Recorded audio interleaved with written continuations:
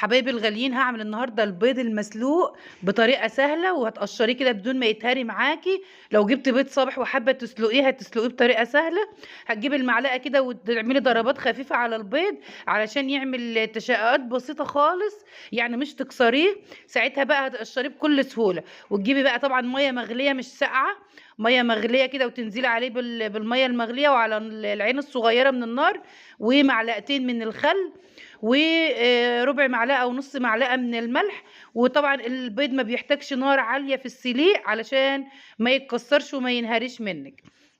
انا بقلبه تقليبه كده، ما بياخدش 7 دقايق بالكتير في السليق. اتسلق معايا خلاص وبقى تمام. هقشره، شايفين بكل سهوله البيض بيتقشر معايا مع انه بيض صابح، وفي نفس اليوم الفراخ بيضاء. واحطه بقى في الزيت او في سمنه او في زبده، بس انا بفضل الزبده، وتدحرجيه وتقدميه مع